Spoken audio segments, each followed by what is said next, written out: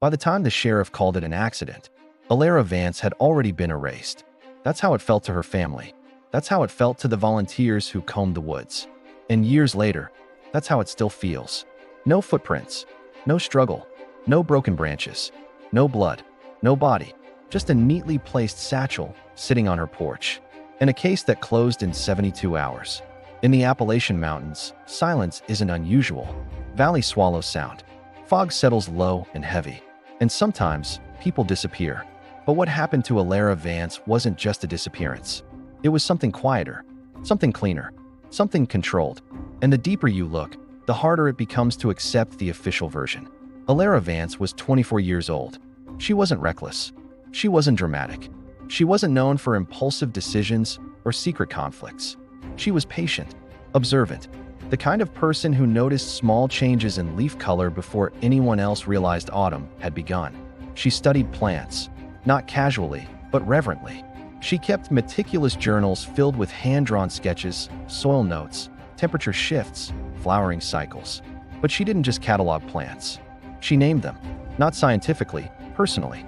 There was a crooked oak along the upper ridge she called Old Guardian, a patch of trillium she refused to step near because, as she once said, they deserve their space more than we do. Her sister once described her this way. Elara believed forests had memory. She thought trees remembered who hurt them. She wasn't naive. She just believed care mattered. In one journal entry months before she disappeared, she wrote, "The forest doesn't hide the truth. It reveals it. If something is missing, something changed it." That sentence would take on a heavier meaning later. 3 weeks before she vanished, Elara said something to her sister that seemed strange at the time. Not dramatic, not frightened, just thoughtful. She said, "If something ever happens to me, check the journals first." At the time, it sounded like nothing. Now it sounds like a warning. October 17th, the day began like any other. Elara left home mid-afternoon. She stopped by the general store, bought herbal tea, paid in cash, returned a book at the library, a regional ecology report, mentioned to the clerk that frost might come early that year. She told someone casually, "I'll be back before dark." She had plans the next morning. She walked home, and that was the last confirmed sighting. No scream, no gunshot, no argument, no disturbance reported, just the quiet descent into Appalachian night. When she didn't respond the next morning, her sister drove to her house. The door was locked, no signs of forced entry, but sitting beside the rocking chair on the porch was her satchel. Inside, her phone, her wallet, her keys, everything she would need to leave, everything she would never leave behind voluntarily. Phone battery at 34%. Last incoming call, 8:14 p.m. Duration, 47 seconds. No voicemail, no follow-up text. That satchel unsettled her family more than blood would have. Because blood is chaotic, this felt deliberate, arranged, as if someone pressed pause on a life mid-sentence. The sheriff's department responded quickly. Initial assumption, accidental exposure. Perhaps she wandered into the forest. Perhaps she became disoriented. Greenbrier County terrain can be unforgiving after dark. Search teams were deployed. Volunteers joined. Drones briefly scanned upper ridges. And after 72 hours, the active search scaled down. Official statement. All reasonable efforts were made based on available evidence. But something was missing. There were no footprints extending into deeper terrain. Searchers noted that quietly. Even in firm ground, subtle impressions linger. But beyond a certain stretch of trail behind her home, nothing. It was as if she stopped existing at the tree line. 2 unrelated individuals reported seeing a dark SUV idling near the ridge trail that evening. Neither recognized it. Neither saw it again after that night.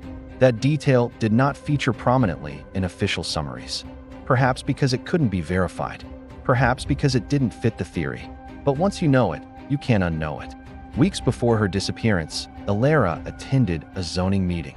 The proposal involved clearing part of a forest section for residential expansion. The project was backed by one of the county's most established landowning families. The Caldwells. Timber rights, investments, political donations.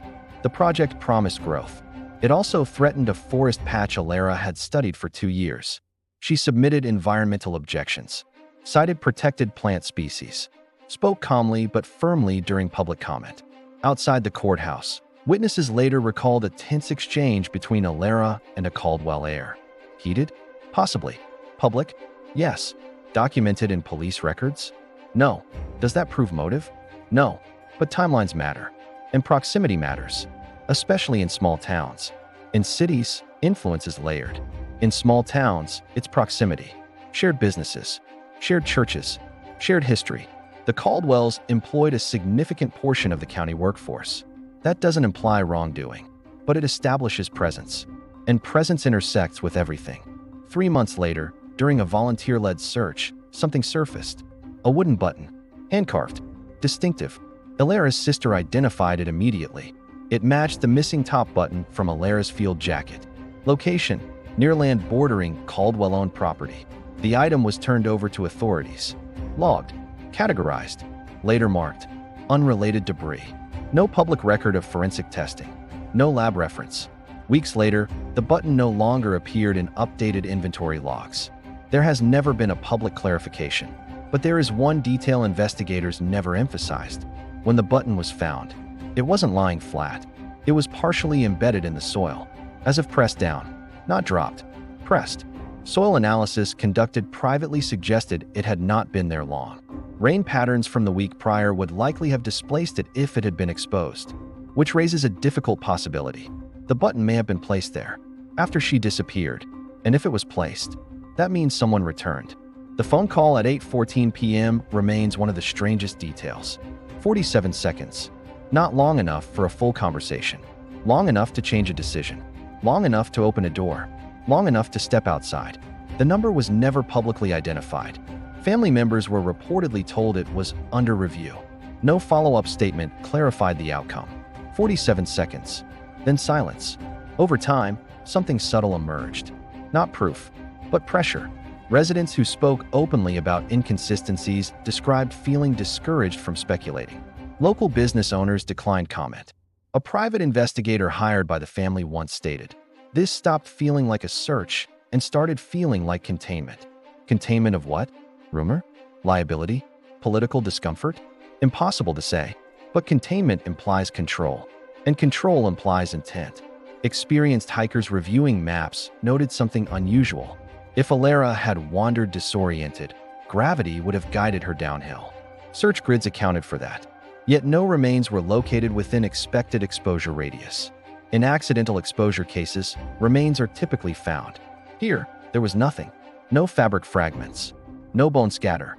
No wildlife disturbance. Complete absence. Accidents leave evidence. Absence creates questions. Time passed.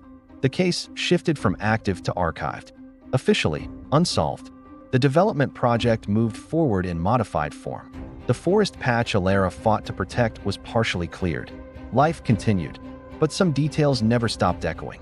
The satchel, the button, the SUV, the call, the 72-hour closure. Years later, while reviewing archive documents, a small inconsistency surfaced. The official timeline lists her disappearance between 7:30 p.m. and 8:30 p.m., but the 47-second phone call connected at 8:14 p.m. And according to cell signal mapping, her phone briefly pinged a tower 11 miles east of her home at 8:21 p.m. 7 minutes later, that tower does not cover her property. It does not cover the ridge trail. It partially overlaps land bordering the development zone. The signal lasted seconds. Then the phone went dark.